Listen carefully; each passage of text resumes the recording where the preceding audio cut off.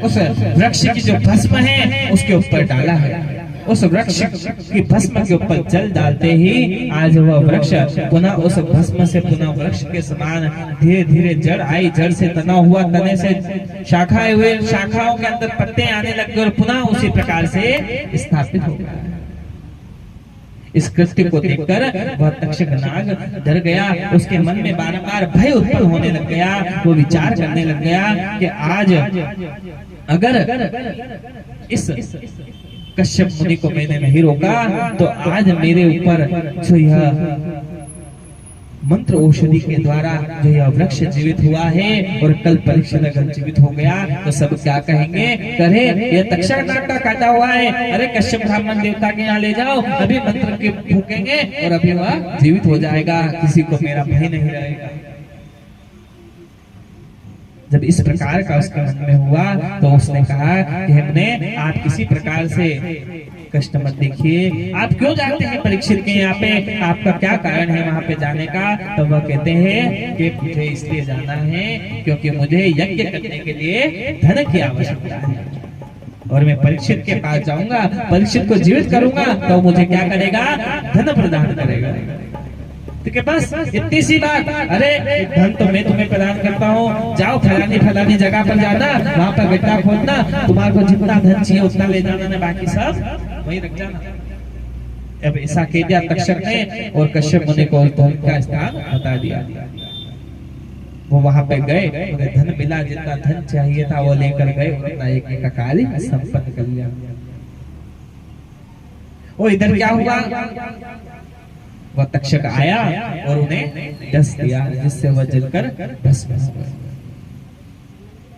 मोक्ष पहले ही हो चुका था। सुखदेव जी महाराज उन्हें श्रीमद् भागवत की कथा सुनाकर चले गए थे, पर जो यह शरीर था यह काय से भस्म हुआ, नाग के दंश करने के कारण, इस सर्प दंश के कारण हुआ। और यही बात उन्हें एक उत्तंक नाम के जो ब्राह्मण देवता थे उन्होंने बताई कि यह इसी के कारण मुझे लगता है कि आपके पिताजी जो हैं वो काय को प्राप्त हुए हैं, अधोगति को प्राप्त हुए हैं। मैंने गुरु पुराण इत्यादियों का जो पठन पाठन करा है उसमें मैंने पढ़ा है कि सर्प के दंश करने वाला अधोगति को प्राप्त होता है, तो आपके पिता की मुक्ति कैसे होगी। जन्मेजय कहता है कि यह सब तो मैंने अपनी आंखों से उनका मोक्ष देखा है और आप कहते हैं कि वो अधोगति को प्राप्त हैं, ऐसा कुछ नहीं हुआ। उत्तंक फिर कहते हैं कि हे राजन, केवल इतनी ही बात नहीं है, आपके और तक्षक के बीच में तो 3 पीढ़ियों का वेर है साहब। कि आपके पिताजी को डसा, मैंने आपको बताया से वो ब्राह्मण देवता थे, वो आते और उन्हें जिंदा कर देते, तक्षक में डस कर चला जाता तो क्या हो जाता, आपके पिताजी अभी भी जीवित होते। अरे इतना ही नहीं, जब कर्ण और आपके पितामह अर्जुन के बीच में युद्ध चल रहा था तब यह तक्षक आया था और कर्ण के बाण पर बैठ गया था, जिसके कारण उनका मुकुट पाताल लोक चला गया।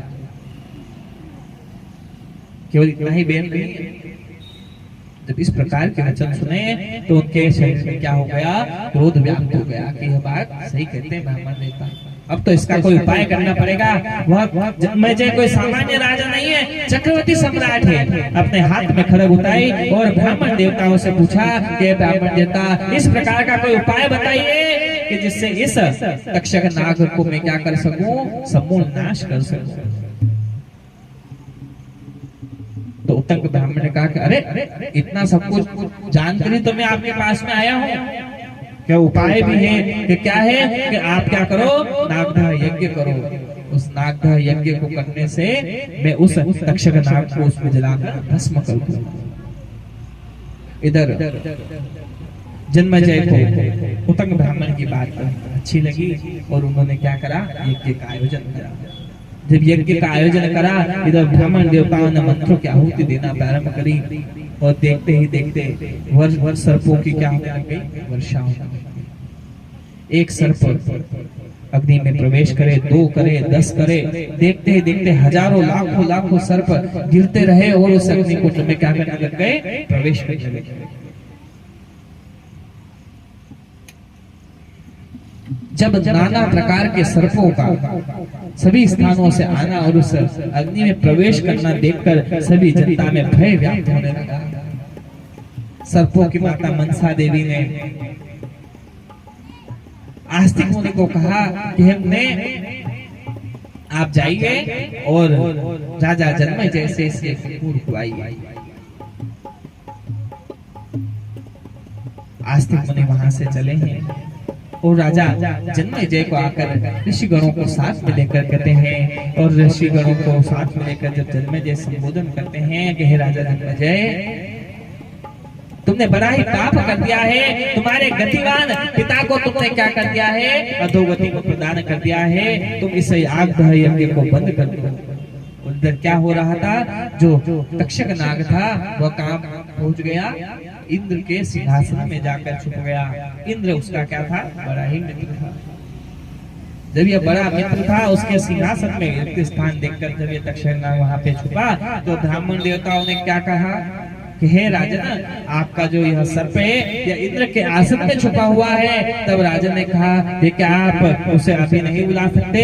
तो ब्राह्मण ने कहा कि नहीं, हम उसे बुला सकते हैं। तो उन्होंने आहुति दी, तो इंद्रासन सहित वह तक्षक नाग आने लगा और उसे इंद्रासन को उस नागदह यज्ञ में आता हुआ देखकर यह पृथ्वी कांपने लगी।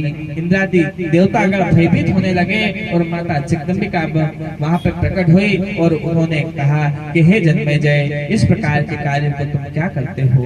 ब्रह्मा जी इत्यादि सभी देवताओं ने उन्हें बारंबार रोका और माता मनसा देवी एवं आस्तिक मुनि के कहने पर आज जन्मेजय ने जब इस यज्ञ को रोका है, तो नारद जी महाराज आज बड़े क्रोधित हुए हैं और उन्होंने कहा है कि जन्मेजय, तुमने बड़ा ही पाप कर्म कर दिया है। तुम्हारे पिता की मुक्ति में मेरे आंखों से देखकर आया था और आज उन्हें अधोगति को देखकर आ रहा हूं। पुण्य करने से माता पिता गति को प्राप्त होते हैं, स्वर्ग आदि लोगों को, वैष्णव वैकुंठ आदि लोगों को, शिवा कैलाश आदि लोगों को प्राप्त करते हैं, शिव लोक को प्राप्त करते हैं, सत्य महाजना तपः इत्यादि उत्तम लोगों को प्राप्त करते हैं। और जो पाप कृत्य किए जाते हैं उनसे रसातल, तलातल, महातल, पाताल इत्यादि नरकादि लोगों की प्राप्ति होती है। और तुमने इसी प्रकार के कार्यों को कर दिया है। मूर्ख, अब माता जगदम्बिका के शरण में जाओ, वही तुम्हारे पिताजी को पुनः गति प्रदान करने वाले हैं। जब ऐसा सुना तो ऐसा सुनकर जन्मेजय के मन में बारंबार विचार हुआ कि मेरे से बड़ा पाप हो गया, मैं बातों में आ गया और मैंने ऐसा पाप कृत्य कर दिया। मेरे पिताजी जो गति को प्राप्त थे वो क्या चले गए, अधोगति को प्राप्त हो गए। अब ऐसा कौन सा कार्य करो जिससे पुनः उन्हें गति प्राप्त हो, इस जानने के लिए बारंबार दुखी होने लगा। अपने कुल गुरु कौन, वेद व्यास जी महाराज की उन्हें याद आई और आज वेद व्यास जी के आश्रम की ओर जन्मेजय चले हैं। आइए, गुरु के शरण में जब जीव जाता है तो किस प्रकार से उसे अपने गुरु से मिलना चाहिए और क्या निवेदन करना चाहिए। आइए, गुरु जी की वंदना करते हैं, माता जगदम्बिका की वंदना करते हैं।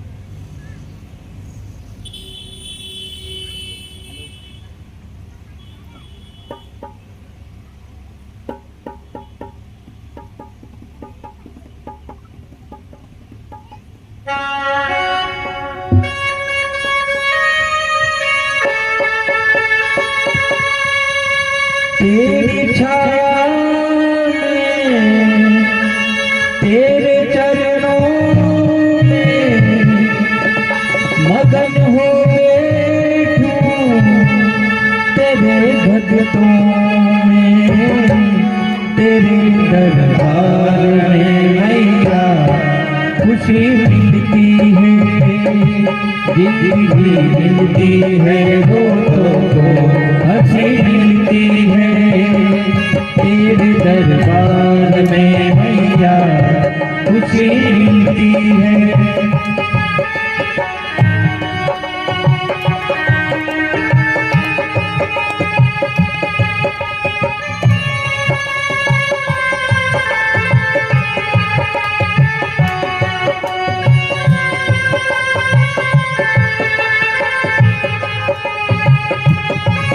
एक अजब सी मस्ती तन मन पे छाती है, हर एक जुबा तेरे ओ मैया गीत गाती है।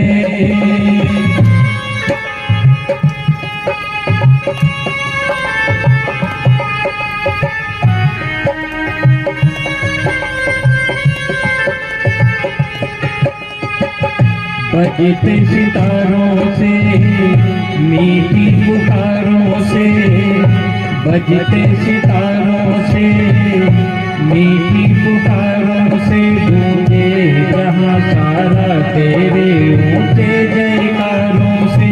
मस्ती में झूमे तेरा दर चूमे, तेरे चारों तरफ दुनिया ये झूमे। ऐसी मस्ती भी भला क्या कहीं मिलती है, जिंदगी मिलती है रोतों को हंसी मिलती है।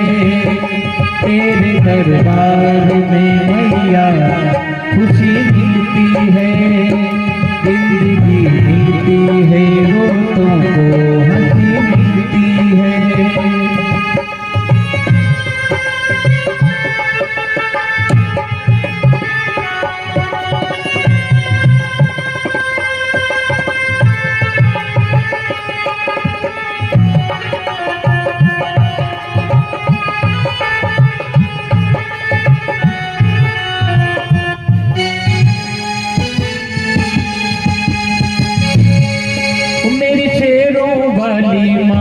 तेरी हर बात अच्छी है, करने की पूरी है, माता मेरी सच्ची है।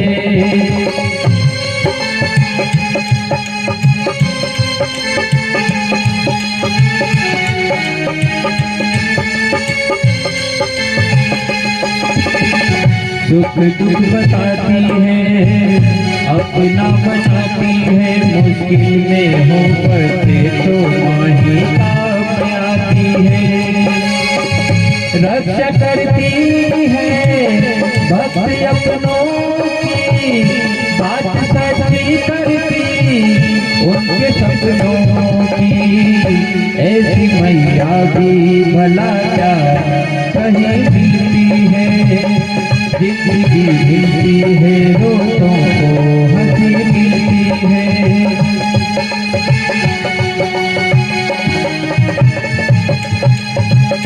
तेरे दरबार में मैया खुशी मिलती है, जिंदगी मिलती है रोतों को हंसी मिलती है।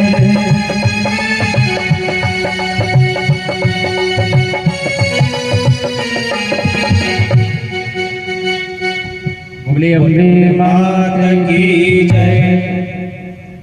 जब जन्मेजय अपने गुरुदेव वेद व्यास जी के समीप में जाते हैं, उनके चरणों को पकड़ कर कहते हैं कि गुरुदेव मुझसे बड़ा ही पाप कृत्य हो गया, मैंने नागदाह का यज्ञ किया, उसके अंदर नाना प्रकार से नागों की हिंसा हो गई। उस हिंसा के द्वारा जो मुझे पाप लगा है, उसके फल स्वरूप पिताजी स्वर्गादि लोकों की उत्तम गति से अधोगति को प्राप्त हो चुके हैं। मैं ऐसा क्या उपाय करूं?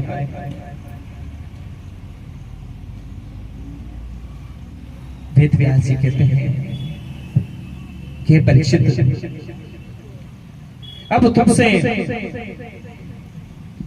यह भूल हो चुकी है, इसलिए तुम्हें प्रायश्चित करना चाहिए। कर्मणा कर्म निर्हारो प्रायश्चित्तः, कि जब गलत कर्म बन पड़े तब प्रायश्चित करना चाहिए। पाप हो गया, अब उसका प्रायश्चित कर लो। उसके प्रायश्चित के निमित्त में तुम्हें श्रीमद् देवी भागवत की इस अलौकिक कथा को श्रवण करना होगा, जिसके श्रवण मात्र से व्यक्ति सभी प्रकार के भयों से मुक्त हो जाता है, पुनः तारा मंडल में व्याप्त हो जाता है, सभी प्रकार के दुख दारिद्रता समाप्त हो जाती है और यह परम गति को प्रदान करने वाली है। इसे स्वयं माता जगदम्बिका ने अर्ध श्लोक में उत्पन्न करा है। सर्वम खलविदमेवाहं नान्यद्यस्ति सनातनम्। उन्हीं जगदम्बिका की इस विश्व सृष्टि का विस्तार करने का जब मन में विचार हुआ,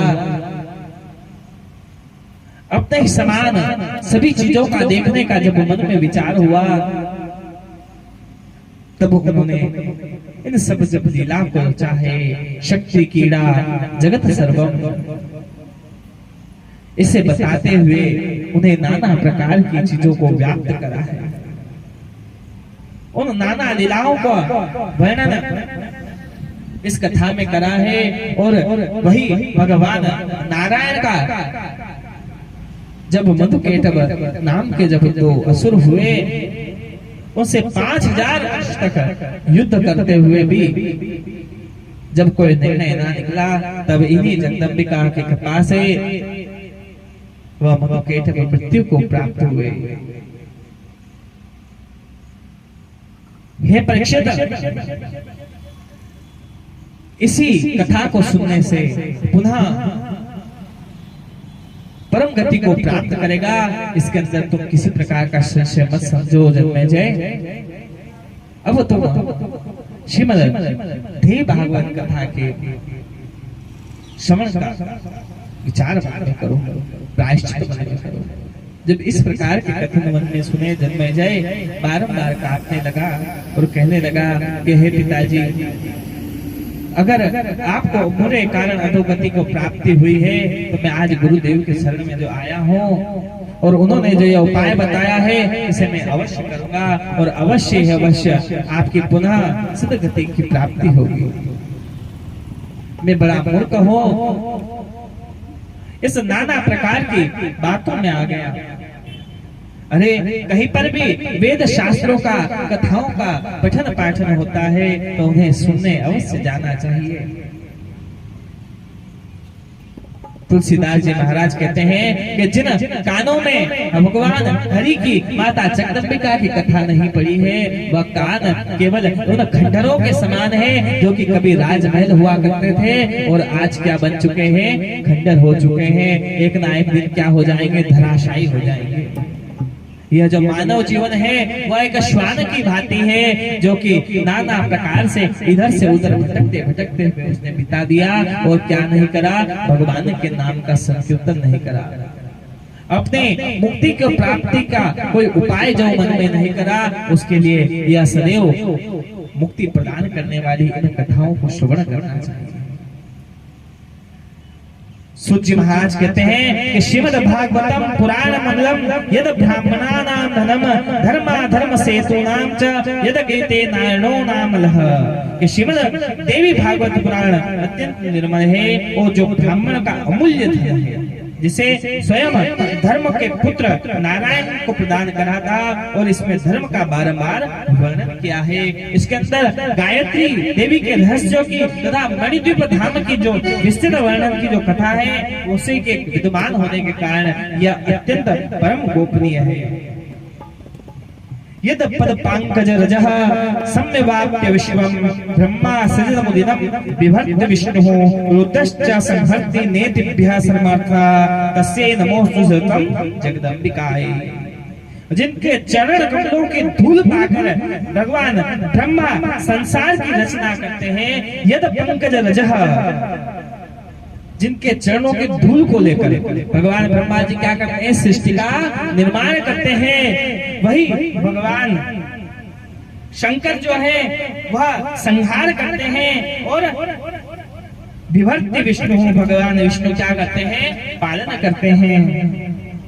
उनके अनेक उपाय करने से क्या फल, जो कि माता जगदम्बिका की इस देवी भागवत कथा को सुन ले उसे सभी प्रकार के फल को करने का उपाय प्राप्त हो जाता है और उन जगदम्बिका के चरणों में बारंबार नमस्कार करते हैं। और आज की कथा को, इस प्रथम दिवस की कथा को आज माता की जगदम्बिका के चरणों में हम यहीं पर विश्राम करवाते हैं। बोलिए जगदम्बिका माता की। जगतः श्रेणय सातो मणिद्वीपाधिपः देव।